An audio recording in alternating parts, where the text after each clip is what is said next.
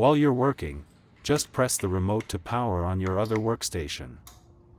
And if you leave work and realize you left it running, just open the app, give it a tap, and shut it down remotely.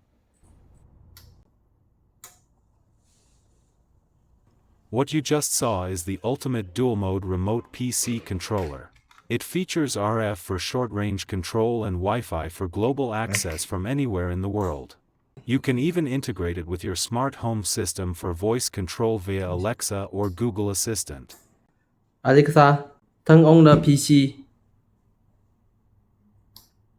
Okay. Best of all, no more crawling under your desk to hit that power button.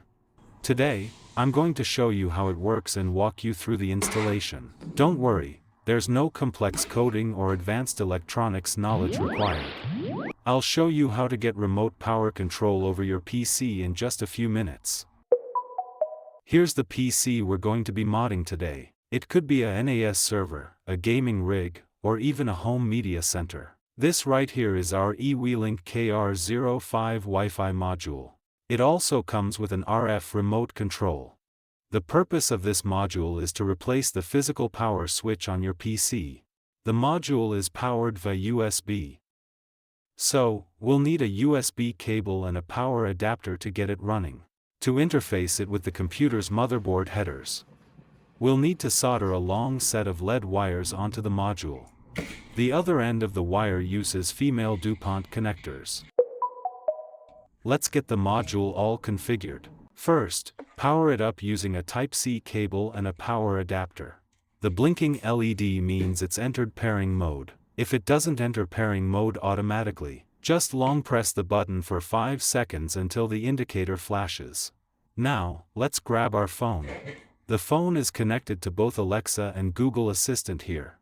Open the eWeLink app. Tap the plus icon in the top right corner. Select Add Device. Tap on Quick Pairing. Choose a 2.4 GHz Wi-Fi network. Hit Next. It's scanning for the device now. And there it is. That's our Wi-Fi module. Tap the plus sign to add it. Once it's added successfully, you'll get a notification from Alexa since it's already linked.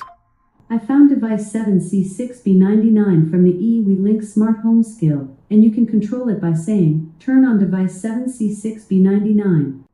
Tap Next. Tap Next again. Select Done. And now the module shows up right on the app's home screen. Tap the icon, and you'll hear the relay click into action. The two ends of the lead wires are now connected. Since we're simulating a PC's power button, we need to change the operating mode of this smart switch. We need to switch it from the default toggle mode over to momentary mode. This means it connects briefly and then automatically disconnects. It's just like mimicking a finger pressing the button and then letting go. Go into the device's home page. Tap the 3 dots in the top right corner. This takes us into the device settings. Scroll down. Select Inching Settings. Go ahead and toggle Inching Settings on. Let's set the inching duration to 1 second. Hit Save in the top right. Leave everything else at default. Hit Save in the top right. Now, let's test it out again. Tap the smart switch.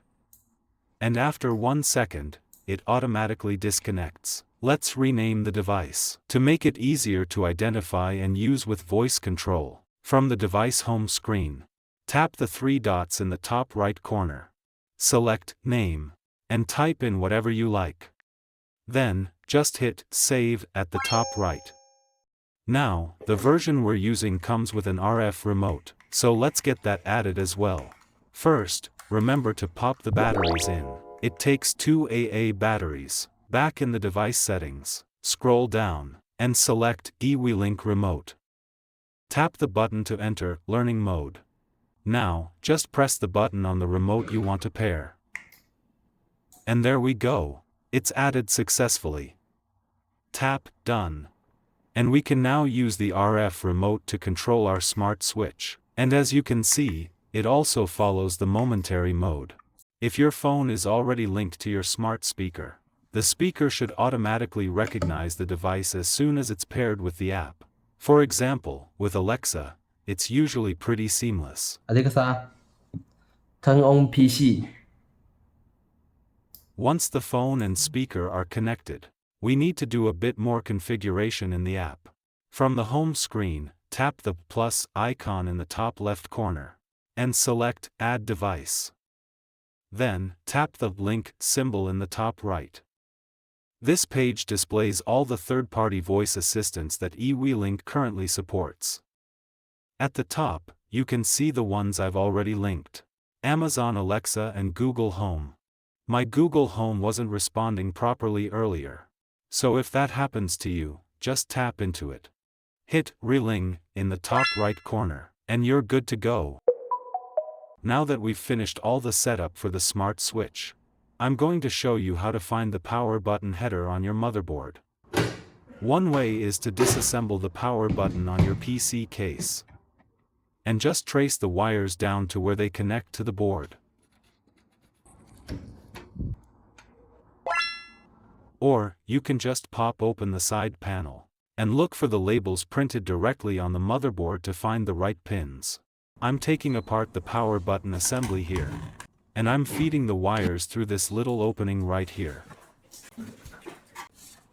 I'm placing the smart switch right on top of the case. This is a great way to avoid any signal interference. Plus, it'll make troubleshooting a lot easier if we run into any issues down the road. At last, once you've located them, all we need to do is take the two LED wires from our smart switch and connect them to that interface.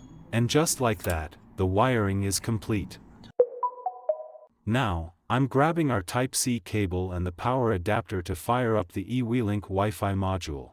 Since my PC case is metal, I've applied some electrical tape to the back of the module for insulation. We can actually use the physical button on the module itself to boot up the PC. Next, I'll use the remote control to shut it down. Let's give the phone a try. One tap in the app to power it on, and another tap to turn it off. Finally, let's test the voice control. Alexa, turn on the PC. Okay. And for Google Assistant, OK Google, turn on the PC. Alright, turning on the PC. the best part is, we can use the exact same command for both powering on and off. Alright, pretty simple, right? If you have any questions, feel free to drop a comment below and I'll get back to you as soon as possible. Also, please give this video a big thumbs up. Your support is what keeps me going.